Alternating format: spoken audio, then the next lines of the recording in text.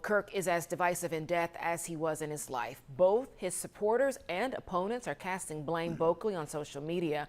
Taronda Thomas joining us now because in Montgomery County, one official resigned after her post set off a wave of response. Taronda. Yeah, there has been so much fallout in this incident and others across the country as they've been happening since Kirk's death.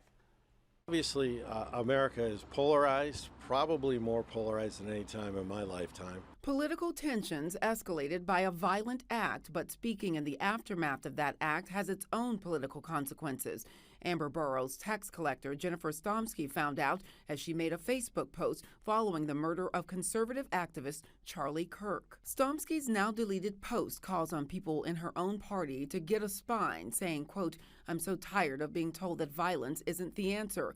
History is filled with blood," and replying to a commenter on her post writes, quote, "Let's make some more martyrs." I think when people start thinking about that, you've turned democracy into the Hatfields and the McCoys. Chris Satullo with the nonprofit non-partisan committee of 70 says comments like those can spread quickly in the age of social media. The risks are higher, the velocity of reaction is higher, and the inability of other people to just live with disagreement is much lowered. Stomsky has since apologized, saying on Facebook, quote, "I recognize that my words were not only hurtful, but that they fell short of the standards I hold myself to and that this community deserves."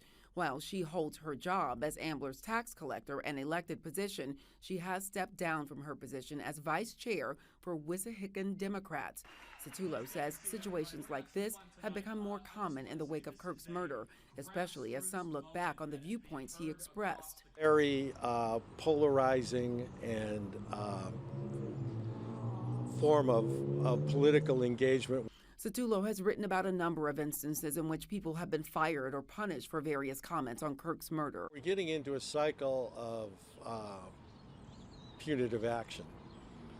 There's a lot of retribution in the air right now. He hoped what it really leads to is conversation. I think we ought to step away from the brink and think a little bit harder about what we're doing.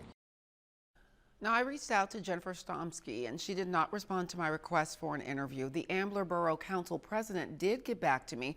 She says the borough does not control what elected officials post on their personal social media pages.